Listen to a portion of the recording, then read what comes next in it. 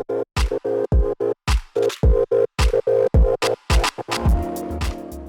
welcome, folks. I am glad to always be talking to educators and have a stellar panel here today with us. My name is Kim Smith. I'm the Executive Director of the League of Innovative Schools, a Digital Promise, and we're excited today to talk about strengthening community partnerships.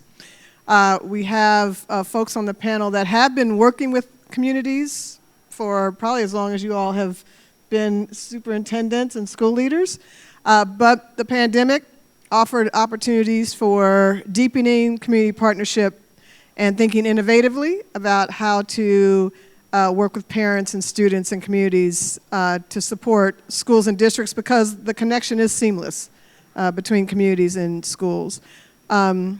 Sorry, if someone could close the door, because happy hour is going to be a little unruly.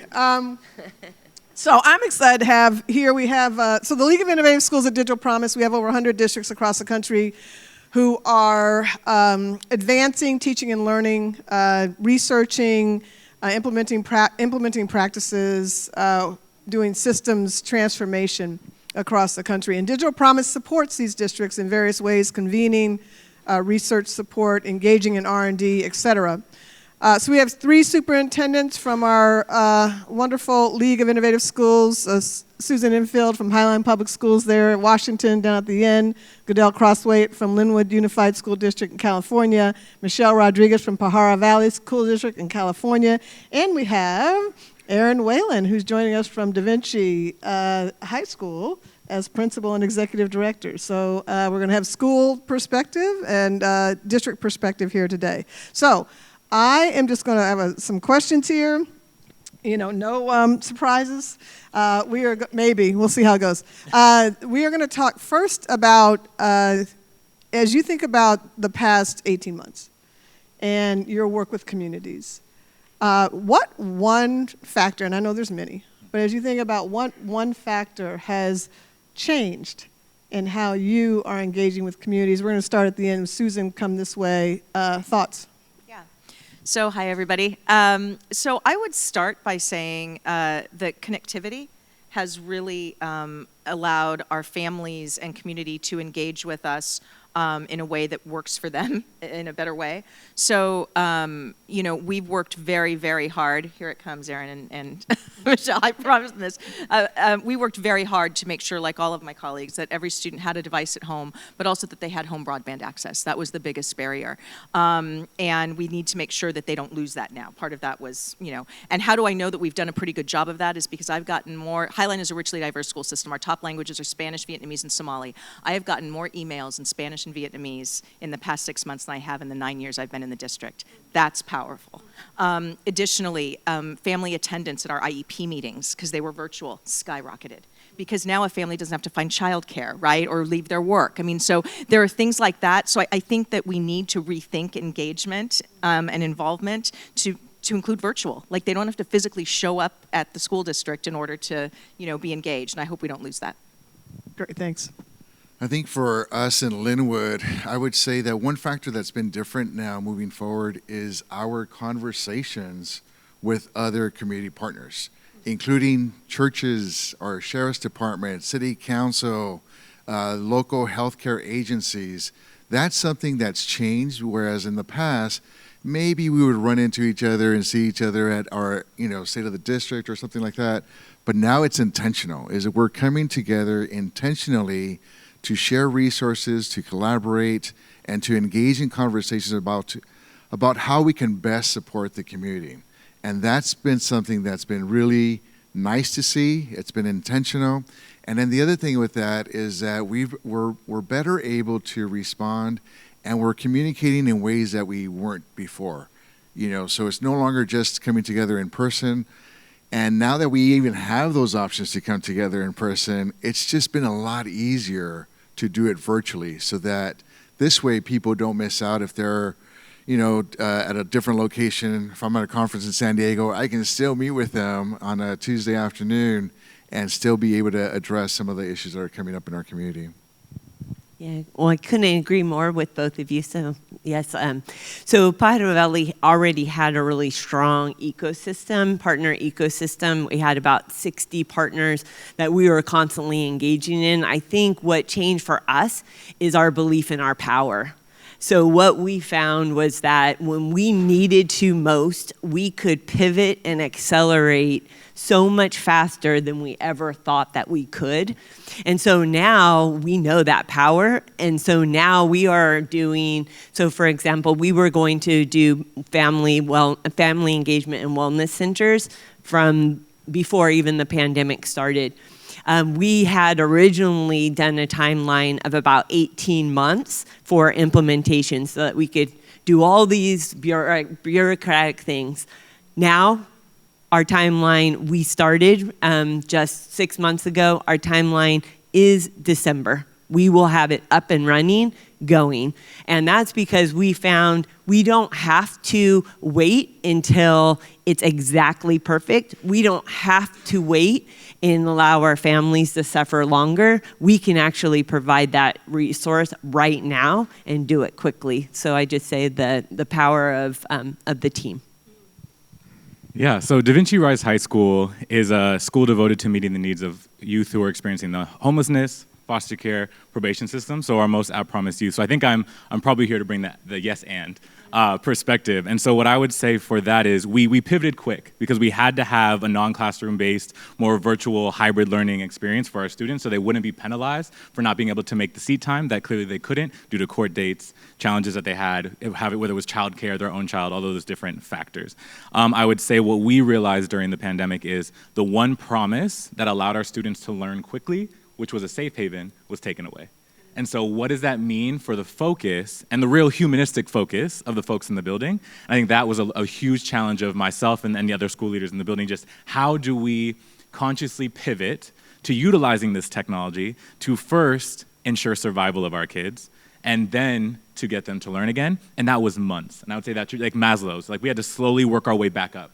And I would say on campus together, it's much more of an expedited process because we can say you're safe here, number one. 2, there's food here. 3, clothing. 4, how are you feeling? And then we can kind of provide that with our staffing model. But when that is all taken away and the rug is ripped from under you, we had to realize, okay, now what are the resources within our communities, which for some of the challenges, like housing, was a huge disappointment.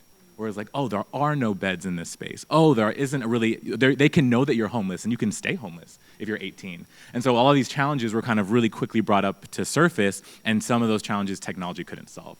So I would say we learned what could not be solved and what could be solved utilizing that kind of digital strength.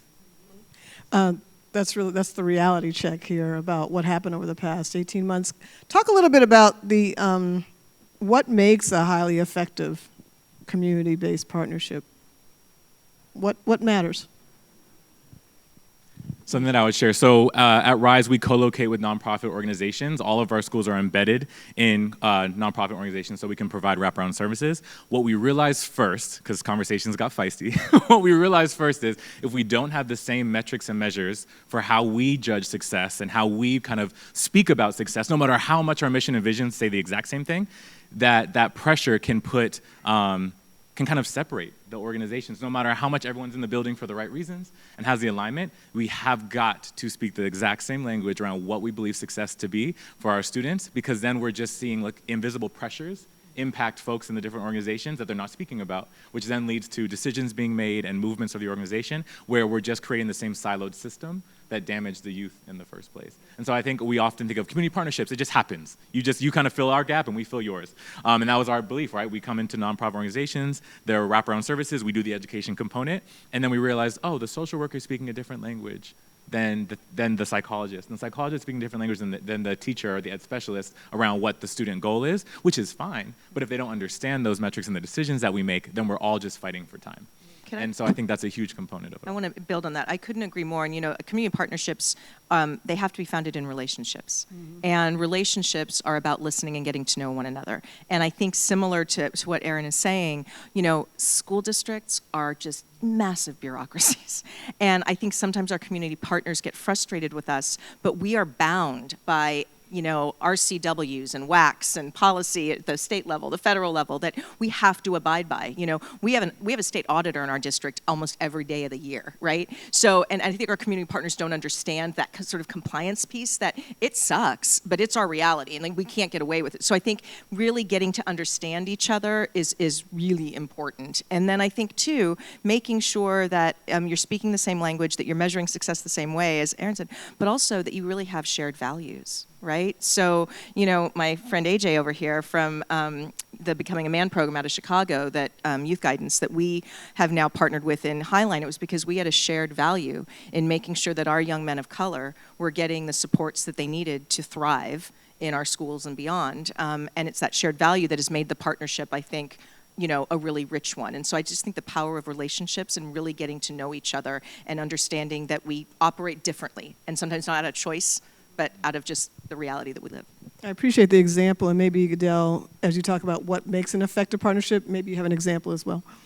Yeah, sure. So, Erin mentioned the importance of the communication, the trust, the relationships, and I think that you got to also understand that you're go through some hiccups. There will be some challenges along the way, and that's where the core values, the mission, and your commitment to what you're trying to do and why you're trying to do those things is so critical. And I'll share with you an example. So we brought kids back in October, and our staff was telling us we want to get the vaccine before we come back. We ended up slowing down at the end of November, December, right at the surge. And Lynwood Unified is a historically underserved community about 10 miles south of LA with 13,000 students. We were on the Rachel Maddow show, highlighting the discrepancies between communities like Beverly Hills and Lynwood. In a community of 72,000 residents, about 13,000 tested positive during that 2-month surge. And so here I am as a superintendent saying, we need to come back. And my board was pushing back, why? And the community was pushing back, no, we're not. And then the staff was reluctant to come back. And so even though we had gone back and forth with these conversations, what we did is we reached out to one of our partners and we asked them, and that was Esports and Think Together, our after-school providers, and we asked them if they would be willing to support us in bringing kids back on a scaled basis as childcare and then expanding it from there. And so they thought about it, they processed it, and they came back and they said, you know what, we really believe in what you're trying to do. We think we can partner with you and make this happen. And so by the end of the year, we had over 2,000 students who were back in school with adults in a caring environment, structured activities, and we were able to provide so much more for them. But it was, again, that trust, those relationships, the communication. Mm-hmm. Did we have hiccups along the way? Heck yes. Was it easy? Absolutely not. It was difficult, it was challenging, but you know what? We worked it through together and we were able to make a difference for the community in Lynwood. Thank you, Michelle.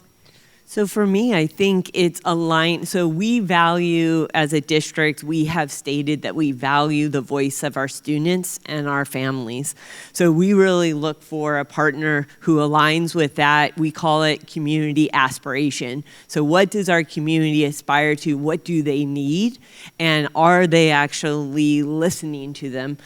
Because I serve a population that has a lot of undocumented workers, a lot of undocumented people. It's also that they have clout and that they have integrity with the community. Because what we found at the very beginning of the pandemic, for example, is our families were refusing to go to the Second Harvest Food Bank. They were refusing to go to Salud para la Gente, where to get medical care. So because they thought that if they went to those places, then people would wind up giving their names to someone, and then they would wind up being deported. So we, the district, along with PVUSD, which stands for Pajaro Valley Student Assistance, we got together because we're the two most credible partners with the families, and we said, it's okay. It is okay to go to Salud para la Gente. It's okay to go to Second Harvest Food Bank. But what we did, because of them being aligned with community aspiration, they came on our facilities to provide the resources. So people didn't want to go there. So we said, okay, you don't want to go there, come to us and they will be here giving it to you. But it was only because those partners were willing to listen to the community, pivot, and then aspire to what the community wanted. That's a powerful story of trust. And I would love for you to talk about how your community partner is an extension in many ways of your district. Can you share a little bit about that? Yeah, so we're really fortunate. So we have a nonprofit agency that supports only our students in social emotional health. And so how we have mental health clinicians, we have social emotional counselors that are at the district level, but they have a PPS credential. So because of that, they're not allowed to provide ongoing therapy supports. So what we do is we have a referral process that our students then are given to them. They serve about 7,000 of our students, so a third. So 7,000 of our students a year in some form, and they become the second tier. And then we do have a third tier, which is county public health when they're significant. But for us, they're so much more than just giving social emotional health. They're also a thought partner because they have such the pulse of the community that we often, the CEO and we often get together for lunch and we're like, okay, what are we hearing in the community? What do we need to do next? How are we going to move forward? Kim, I also think too that I believe really strongly that we have a responsibility as a school system to support our partners materially, right? Not just like, I support you. So we actually brought some of our key partners together and talked about how could we use some of our ESSER dollars to help them, because a lot of our local CBOs really struggled financially during this time. So I felt like we had a role to play in helping with that. And we also, because it is rare that we get a chunk of money like we have with these ESSER dollars. We're never going to see it again. And they're not as encumbered as our dollars usually are in education. Every dollar in public education is a different color. And you can use it for this, and you can't use it for that. But we actually have this beautiful opportunity where we have set aside, I think, 3% of our $80 million for a community fund. And we're actually bringing the community and saying, how do you want to spend it? We actually you can actually, now we all have to agree that, but I mean, like, how do you want to spend these dollars? What does the community need? And to be able to do that so genuinely, we've never been able to, because you don't have that kind of money. So I hope that we're all thinking creatively about the role that we can play as school systems in strengthening our community partners as well, because I think that we have an opportunity to do that with these ESSER dollars. Yeah, sustainability is shared, right? Especially now, we've seen over the past, year and a half that's so critical. And I was just going to add to that, we actually, through Thought Exchange, we asked our parents, we had about 4,000 responses. We asked our parents how they wanted us to spend that money. They said exactly that. They said, invest in your community partners that are providing such richness and such supports for students. So I'm sure the community would say the same. Thank you. Erin, you want to share a partner example with the Vinci? Yes, absolutely. In terms of just solving the big problems. Mm-hmm. Sure. So there's a lot. So I would say our newest partner is New Earth. It's a youth build center. It's a diversion program for youth who would otherwise be detained due to the juvenile justice system and kind of the school to prison pipeline and some of the challenges that they face. But as you can imagine, when all schools shut down and all supports go away, that challenge does not go away. And so a really beautiful piece that they did was consultations and support for our families. When you have a student who has been in and out of the system, we already know the huge increase that happens when a student has any touch point with any juvenile justice system, has a probation officer, goes in, and it just increases. That system, suspensions and expulsions don't help. They don't solve the problem. They don't deal with the causal components of the trauma that then led to the action. And so when all of our school buildings shut down, there's a huge challenge there. And so New Earth did a really beautiful job at partnering with our teachers and our mental health supports to just do consultations and supports for families or foster homes or group homes on how do you support these youth who have been in this challenge, and then what does it look like for a student who depended on that structure to do anti-recidivism work. So not going back into the system, school was the solve, right? I can move out of the kind of gang affiliation. I can move out of some of my survival crimes because school provided a different answer. What happens when school no longer is that answer for 18 months? And so for us, it was a lot of that. How can we wrap around the student, whether it's virtually or not, but how do we do some of that teletherapy conversations, work and consultations, and then really support other adults in their lives that can be with them in their pod, in their space, to be what we once could be when we were in person. That's great, thank you.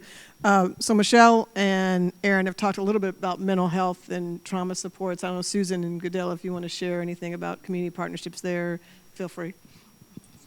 So one of the things that we did right away last year is we opened up a student services hotline that was actually operated by our social workers so that families, students can call and have someone who would actually pick up the phone and be able to help out. But we also partnered with other organizations. So in Lynwood Unified, we have what's known as a health collaborative.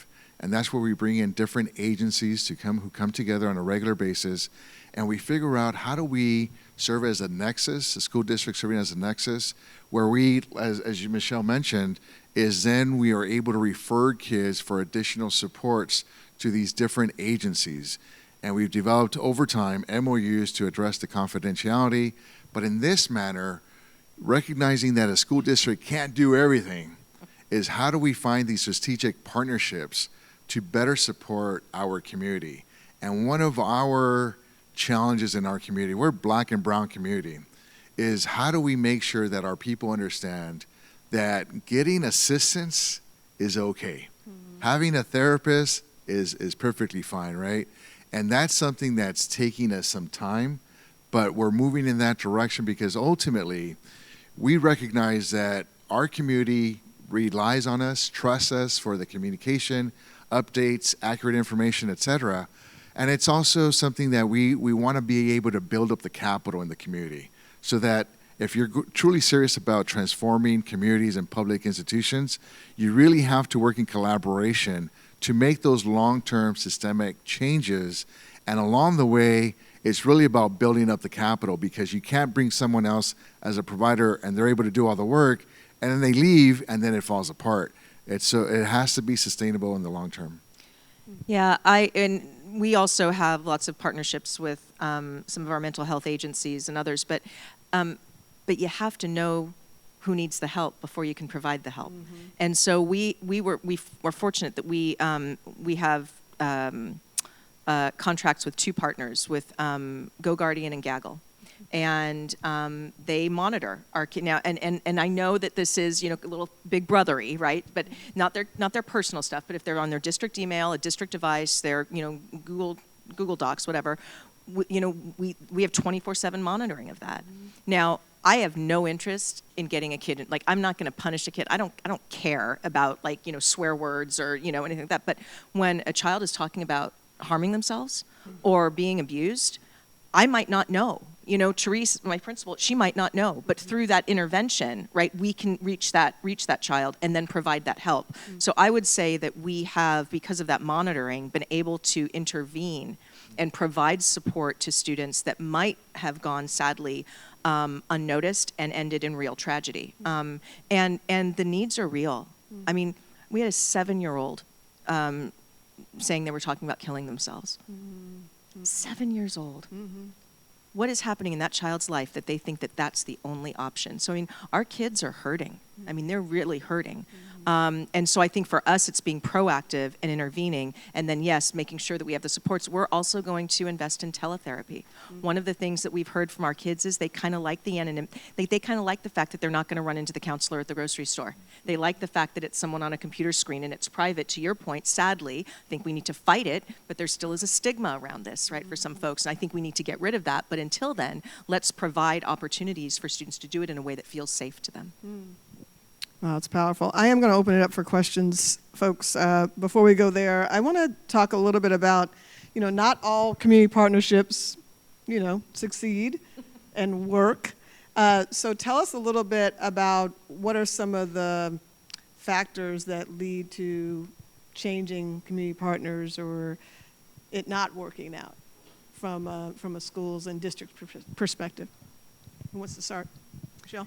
I'll go ahead and start. So I think I'm going to link back to what you had said before. So a lot of times we have the same goal to solve, but whether we believe that how the root of the problem or how you solve that problem is different. And so then there's philosophical stress that happens where people frequently are they start to almost take sides of what is the best way to solve it, or they start kind of building some sense of distrust in what the other person is saying, whether they believe, oh, they don't really understand the problem, or they're misdiagnosing the problem. So for me, I think that that's been the one item that's harder because everyone comes from the problem from a different lens.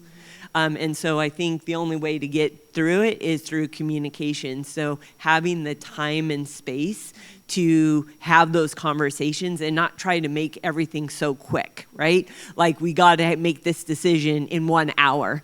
Well, it might not take 1 hour. It might take multiple meetings, some in the hall, some here, for us to actually see eye to eye and be able to even identify, guess what? We actually think very differently, but we have the same goal, so how can we get there together? And that comes down to relationships as well. And I think one of the real threats to ongoing and deep partnerships between school systems and community is leadership turnover, right? So, I mean, you know, partnerships are relationships. Relationships, to your point, happen over time. And so when new leader, you know, when we have board members and superintendents that are churning over every 1 or 2 years, there's no way that those partnerships can really, really deepen and be permanent. And so, you know, this is my 10th year in Highline. So, you know, we've built up a lot of relationships. It's also my last. So I also think that those of us, when we transition out, have an obligation to make permanent as much as we can. So for example, our partnership with Becoming a Man, I have secured 3 years of funding for that after I'm gone, right? Because I don't want that to go away. So I think we also have to think, if you know, knowing that none of us lasts forever in our role, what can we do to make sure that the partnerships continue after we're gone, right? As someone builds a new relationship. Yes. And I'd just like to add is that sometimes there is this shared vision in terms of what we're trying to do. Ultimately, you have to have impact. If you're not having that impact, those intended outcomes, you have to engage in some hard conversations. Change is messy. It's not linear. And the other thing I'll say is that, because I know we have vendors in here too, is that sometimes we may have this agreement, this understanding of what we're trying to do and why we're trying to do those things, but you can't come into an organization, to a community, and have a one-way approach. It doesn't work. You got to get to know the community, the context, the history, the challenges, because Lynwood is not like other communities. And sometimes people come in and they want to do things this way, and it's not going to work out. And sometimes, even from our internally, we go through multiple iterations and conversations with a lot of people in the room, having conversations about in a collaborative manner. And sometimes people will ask me, well, why do we have to do all this? Why can't we just go straight from A to B? It's like, it's the process. We got to get our stakeholders involved. They have to be at the table. They have to be the ones asking the questions and also guiding the conversation about what we need and want. Because I'm the furthest removed from the classroom and from the kids and from the teachers. And if you're going to come in and talk to me, I can tell you what I think. But ultimately, the impact and the effect really should be where it matters the most. It's with the kids in the classroom, with our teachers. To add on to those points, I would say there has to be a really transparent and honest conversation within each entity that comes into the partnership, and if there's more than every single entity that comes in, around capacity for innovation. Because if there's not a real conversation there, one organization can say, we're actually going to flip every system on its head to match this because it's really important to us. And the other partner can say, actually, it's only this one segment of the pie that we actually want to play with. Because like you said, any partnership is going to have to, if it's going to be done well, incorporate some innovation, some compromises, some kind of ebb and flow of those pieces. And if that is not understood on both ends, then it can get into misunderstandings or discomfort that happens on the ground. Where if sometimes the builders or the leaders are having these really exciting conversations, but the folks that are on the ground with the kids that matter most maybe are not seeing that as much of a benefit. And so I think it comes from this really transparent conversation from what's touching kids all the way up, and then let's talk about what are the pieces that we can kind of scale forward, and then making a long-term plan around maybe not tomorrow our organizations are going to be fully combined, but within 10 years, maybe that will be the model that we're moving towards. Excellent. All right, we've talked about partnerships, what works, what doesn't work. Any thoughts, questions, comments out in the room? Yes?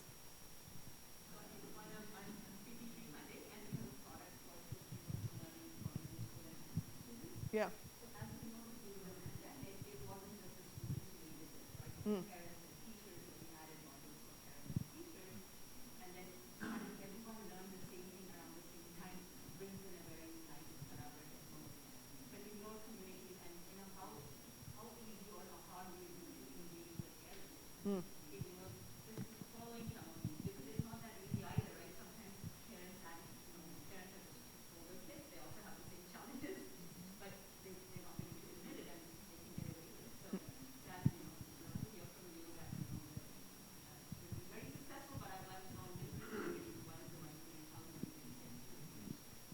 That's a great question. Yes. Well, so we at Pajaro Valley, we are starting Thursday.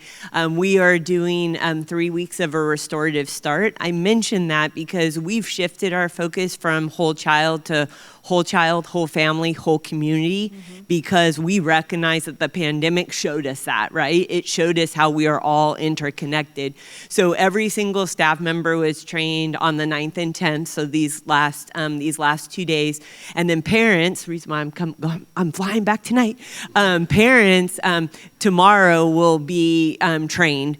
And just like Susan said, we'll have thousands of people watch it through the streaming because of the fact that now every child has a hotspot, every child has a computer. So parents that we never could access before are now going to know, we're doing this with your child. We need you to do this exact same work at home, and then it helps benefit them without saying to them, you too need support with stress and anxiety. But instead, we're saying, we're teaching your child how to manage stress and anxiety. Do these things at home with them as well, and so then there's the reciprocal benefit. Yeah, I would add, I talked about how, when we find out that we have a child in crisis, more often than not, it's a family in crisis too. And so we have actually, when we've done the intervention, we want to make sure that that child first and foremost is physically safe, and then we find out what the family needs, right? Is it, what is the stress that's happening right there? And so I think that kind of outreach and intervention, not just making it about the child alone, but to your point, the whole family. And I also think too, one of the beautiful things that has come out of this horrible time that we've been living in is that I think that our families have really come to see how much they need teachers and staff, and our teachers and staff have come to realize how much they need families, because they were all in it together, right? And so I think that, the vision that we are talking about in Highline is, how do we move beyond family engagement, beyond even family partnership, to teaming? Because I think every single child is deserving of a team consisting of home and school working in unison for their support. So how can I call it Team Kid, right? Like, everyone should be on Team Kid. And so how can we operationalize this teaming with our families so that it's not just an engagement opportunity here and there, like, we're on the same team, right? All in service. And the message that sends to our child, that, I remember as a teacher, calling home once on a kid who was, needed a little reinforcement at home on his behavior. And, and the next day, a couple of kids in the class were like, Miss Enfield, that was cold. Like, you shouldn't have. I said, he's not in trouble. But you got to understand, I'm on the same team with your family. And our only goal is that you succeed. So I'm just you know what I mean? So that they see that it's not a punitive thing, right? Like, we're here for you. So I just hope that we can get better at that this year. Love that Team Kid. Other questions? Yes, in the back. I'm curious, since we have so many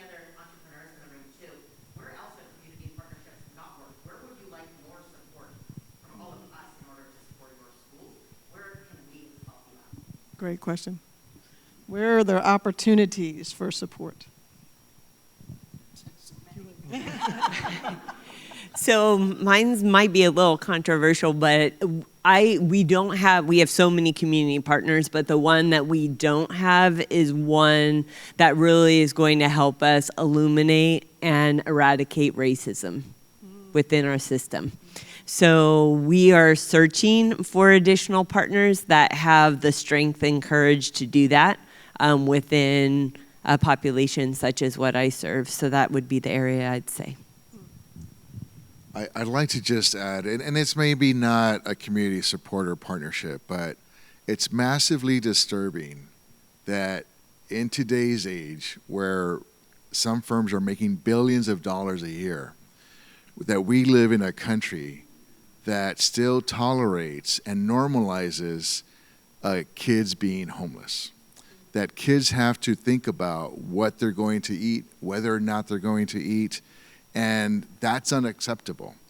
And that's something that we all have to make a commitment, because it should not be tolerated. And we cannot do our job as educators when kids don't have these basic Maslow needs at home. And that's massively disturbing. And as a country, we need to be serious and make a commitment to make that stop. There's no excuse for it.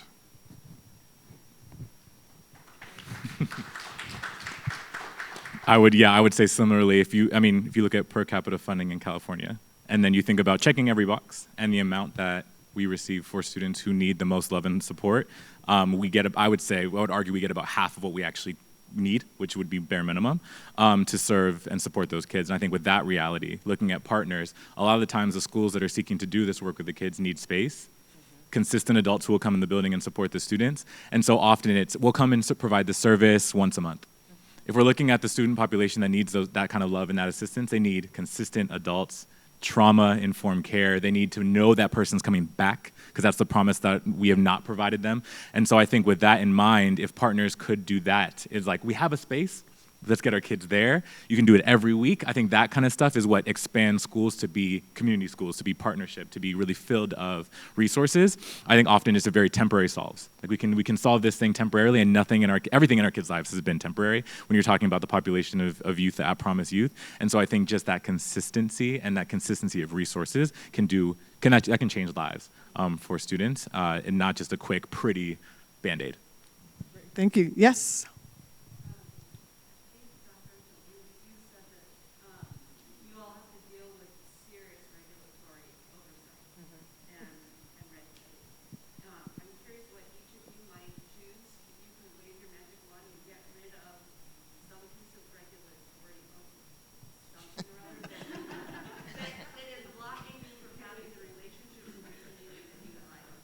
Great question, Caprice.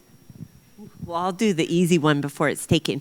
I would like, although they have, just as of yesterday, they have changed some of it already, I would like the timelines for ESSER to be in perpetuity. So I would like to not have to spend millions and tens of millions of dollars within 18 months. I would like to be able to use that to sustain programs, and we're doing it in indirect ways, as we all know. But that would be mine, would be to not have those timelines. I'm going to advocate for what Erin said earlier.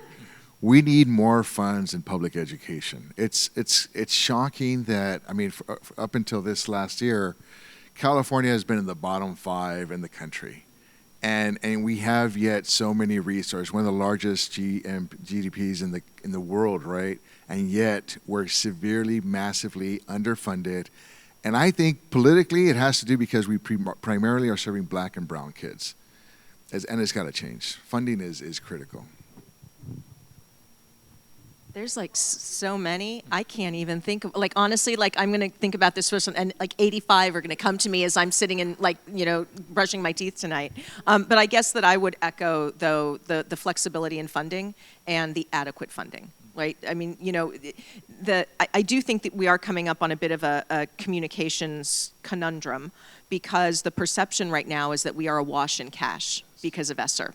And if you really break down like what percentage that money is in terms of our budgets and how we're underfunded, it's not even coming close to getting us to where we need to be. But the public perception is going to be that you had all this money and you squandered it. And so I do think that we all, those of us who care about public education, who care about children, really have to make a concerted effort to do a good job with these dollars. Because in 3 years, if something isn't better, there's going to be a backlash that I think could get really ugly. And, you know, public education is in a precarious state right now. And we all need to come together and change the narrative around, you know, what we're doing and why it's important, and why maybe things don't move and improve as quickly as we'd like. And boom, that's it. The clock hit 0, folks. Join me in thanking our panelists here today for this session.